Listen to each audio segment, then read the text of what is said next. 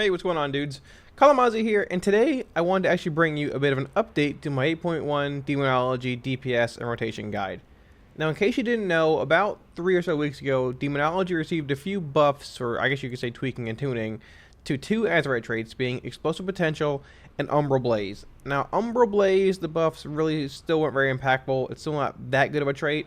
However, the buffs to Explosive Potential have really changed how the spec plays, both in Mythic Plus and raid scenarios when it comes to single target fights, multi-target fights, and AoE stat cleave based fights. It's also altered a few talents and things along the way, so I want to take the time today to update my guide overall and talk about how Demonology is currently looking in 8.1. Alright, now before I get too far into the guide, I do want to mention that if you're interested in any of my weak auras or add-ons that you see here or throughout the guide, I have a link to both my Twitch, where I'm also streaming all of our Mythic progression, as well as my Discord down in the description, where you can acquire them all. Now, looking at Mythic Plus talents, I will admit that not a whole lot has changed from this current iteration of 8.1, or current iteration of Demonology in 8.1, compared to the 8.1 iteration of Demonology at the very start of the patch. In the 15 row here, Bioscorch Bomber still is the default choice for Mythic Plus. It brings an insane amount of AoE DPS burst on a 30-second cooldown, which is very strong. In the 30 row, we have the choice of Demonic Calling over Power Siphon and Doom. While Doom is a viable talent, more so on single target fights and raid encounters where you can cheese certain fights with Doom, Demonic Calling is the de facto go-to talent in Mythic Plus. In the 45 row, you have basically your personal preference. I prefer to run Dark Pact in higher keys where you actually can use the additional cooldown, but more often than not, I just end up running Burning Rush. In the 60 row, we have from the Shadows, Soul Strike, and Summon a Vile Fiend. Nothing's really changed here. Soul Strike still provides a good bit of damage, shard generation, as well as an ability you can cast on the move or quickly after a Shadow Bolt to effectively generate 2 shards pretty quickly. In the 75 row, once again, we have Dark Fury, Mortal Coil, or Demonic Circle. And typically, I'll either run Mortal Coil or Dark Fury here. There are certain times in Mythic Plus, certain dungeons where you can cheese abilities, this and that, with Demonic Circle, but overall, I feel either Dark Fury or Coil brings a lot more utility to the group as a whole. Now, in the 90 row, our options are Soul Conduit, Inner Demons, and Felguard. There have been some people experimenting with Soul Conduit more so recently due to some changes in things. However, I still feel overall that Grimoire Felguard is the choice here. It's only on a 2-minute cooldown. If you line it up well with their Tyrant and other CDs, it brings an insane amount of AoE damage, especially on Reaping pulls. Mythic Plus is fun again with Reaping being an ability, and Grimoire Felguard makes that even more exciting. And the final row here, the main change that we've seen from the first version of Demonology or iteration in 8.1 before the EP buffs, and now is in the 100 row, we have the option of Sack Souls, Demonic Consumption, and Nether Portal, and I've actually changed from Sack Souls to Nether Portal, to Demonic Consumption here.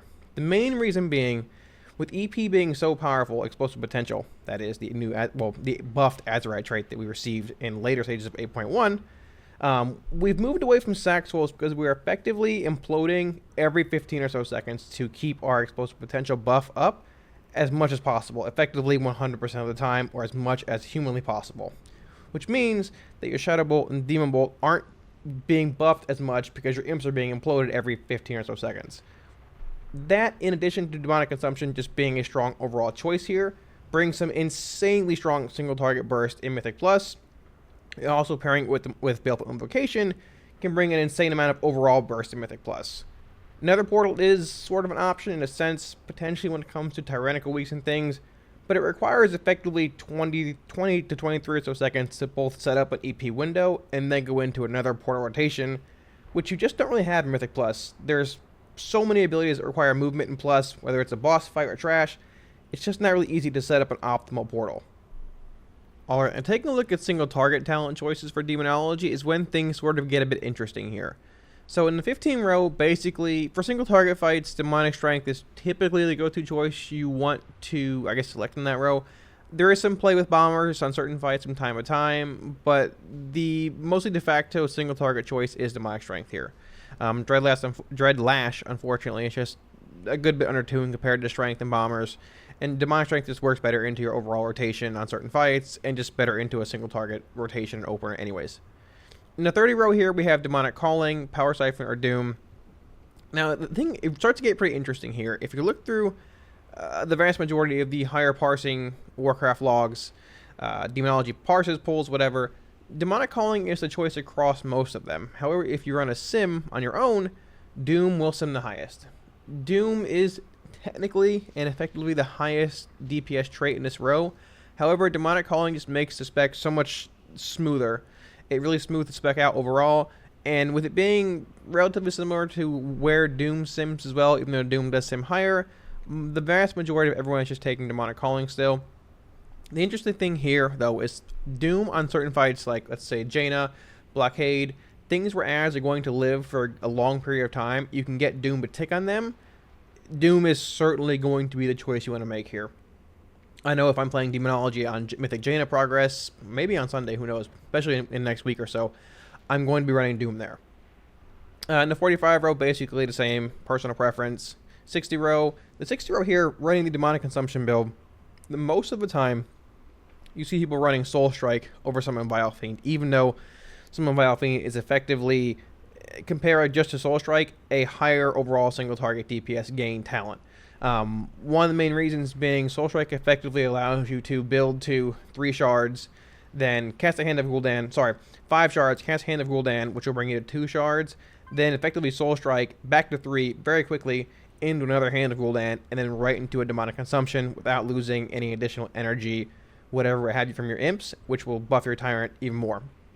That in addition, like I said, still simming pretty well, also bringing with it a lot of movement, or a lot of another ability you can cast in a move, really helping you during movement on certain fights, makes it an even stronger choice in this row, and pushes it more often than not, what we've seen recently in logs as well, over Summon Vile Fiend running the Demonic Consumption build.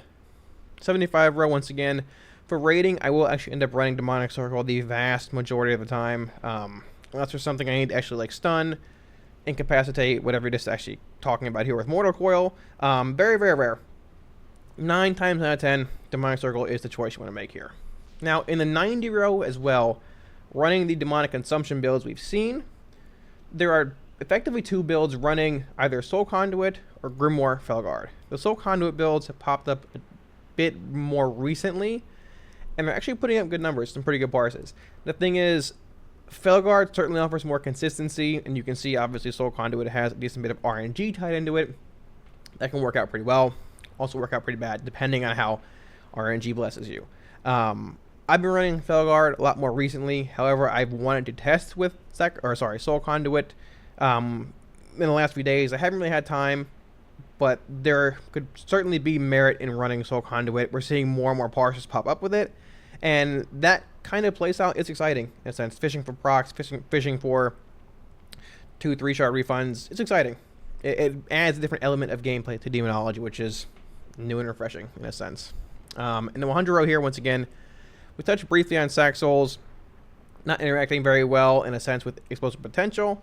So for most fights we're seeing, when it comes to single target fights, we see Nether Portal a decent bit. However, Demonic Consumption is pretty close as well. And for other fights that have ads or 2 targets like Jadefire Masters, Demonic Consumption typically ends up being the choice in this row. So with this effectively is the build that we see mostly everyone running with Demonic Consumption. There is a bit of variance here between Grimoire Felguard and Soul Conduit. I've seen 1 or 2 builds running Vile Fiend over Soul Strike, but I do think Soul Strike is the best choice here.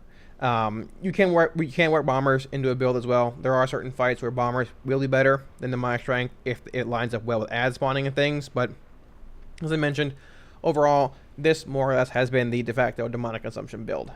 As far as the Nether Portal build goes, if you're running Nether Portal, obviously you're on Portal here, and you will end up running Vile Fiend here instead of Soul Strike. Vile Fiend gives you it is effectively, like I mentioned, the strongest talent for pure single target fights, like I mentioned in this row, as well as giving you another pet that you can summon at 1 shard while also being very strong to proc another demon from your Nether Portal here. We talked about Doom versus Demonic Calling here briefly as well, and that's more so, I guess you could say, a bit of personal preference, but also taking into account the fights you're on, if it's something that you can cheese Doom on to generate multiple shards quickly. One thing you do need to keep in mind, though, if you're running Doom on a fight like that, you do need to have some way to track the remaining time on your Doom to not have, 5 shards already stored, and then your Doom procs, you generate the shard, but you're already sitting at 5, effectively wasting a shard. Once again, in the 15 row, Demonic Strength is the de facto strongest single target talent you have here. However, there are some chances and or times where you're going to want to run Bioscorch Bombers over it. So, let's look at some rotations, talking about both Nether Portal and Demonic Consumption now. As far as the Demonic Consumption opener goes, I've been following the rotation of a precast Demon Bolt right in the hand of Gul'dan, followed by Soul Strike, Demonic Strength, and then Implosion for your EP buff. At this point, you want to build back to 5 shards and then cast Grimoire Felguard into Call Dreadstalkers. You then want to build back to 5 shards via Shadow Bolt or Soul Strike, and then cast Hand of Gul'dan, Shadow Bolt or Soul Strike, Hand of Gul'dan at 3 shards, Berserking, and then use your Balefire Branch right into Demonic Tyrant. There's also currently a bug that exists in-game where if you spam Implosion while casting your Demonic Tyrant, you will effectively refresh your EP buff while still allowing your Tyrant to consume all of your active imps. At this point, you simply continue with the normal Demonology rotation. You do want to pull a few Demonic Core procs if possible when setting up for later Tyrants, however, as it makes it easier to squeeze in a few more imps or other minions to extend while moving. Be sure to refresh your Explosive Potential buff before it falls every time by Implosion. I should mention that I have a weak aura here on my screen that you can grab from either my Twitch or Discord as I mentioned, which will track your current uptime on Explosive Potential as well as give you a flashing warning when it has 5 or less seconds remaining. I should also mention that Explosive Potential is indeed a DPS gain on single target fights if you have 2 or more EP traits on your current set of gear. Now while I do still love Nether Portal as a talent, I have to admit that it does indeed seem a bit clunky when trying to maintain your EP buff as well. Also factoring in movement and potential boss mechanics, you can see here as to why most have started to shift towards Demonic Consumption instead of Nether Portal. Either way, the opener I have been following is a precast Demon Bolt into Hand of Gul'dan, Demonic Strength, Shadow Bolt, and then Implosion for your EP buff. At this point you want to build the 5 shards and then cast Nether Portal, Felguard, Dreadstalkers, and Vile Fiend. If you have a Demonic Calling proc here, you're also able to cast a 1-shard Hand of Gul'dan for an additional pet via your portal. I then cast Shadow Bolt Hand into Balefire Branch and Demonic Tyrant. You can then go right into Hand of Gul'dan if you have the Baleful Invocation Azerite trait, refresh your EP buff, and resume the normal Demonology rotation. You can easily see here that you do in fact need to remain stationary for a bit longer than the Consumption opener, which, as I mentioned, has been a part of the reason as to why we're seeing a shift towards Demonic Consumption over actual Nether Portal on single target fights. Now as far as Azerite traits go, for the Explosive Potential build I've been running in Raid, my set consists of triple Explosive Potential, 1 Baleful Invocation, and then 2 Treacherous Covenant, but you can work in a Supreme Commander trait or 2 if available to you, or if you aren't a big fan of Covenant itself. For Mythic Plus, I've been running the same set due to Reforge costs being through the actual roof, but an optimal set would likely consist of triple EP, 1 Baleful Invocation, 1 Demonic Meteor, and 1 Supreme Commander. Thankfully, Demonology also has a handful of other stat-based traits that are also very strong, so we certainly have options here.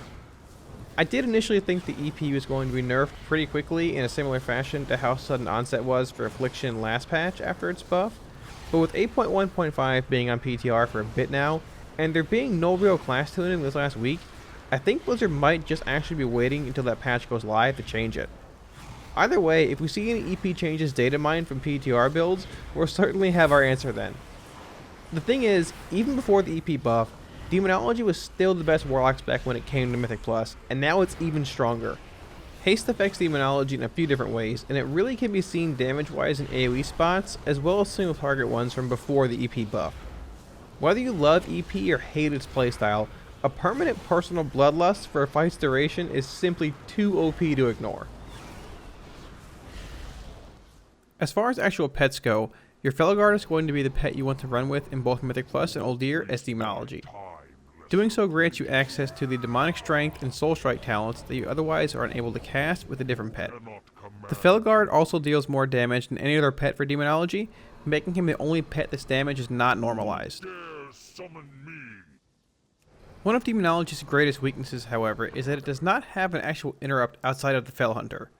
If you absolutely need one for a specific encounter in Mythic Plus, you are able to swap to your Fel Hunter, but will lose a good bit of DPS and even more if you've chosen the Demonic Strength or Soul Strike talents that we spoke about with the Felguard. Thanks for watching, guys. I really hope this guide gave you all a better understanding of the recent changes to Demonology and how it's currently functioning and looks in a variety of scenarios. If you have any questions, feel free to leave them in the comment section below and I'll be sure to get back to you. If you want to see more WoW content and help support the channel, smash those like, share, and subscribe buttons as your support really helps. Thanks a lot guys, and I'll see you all again soon. Peace.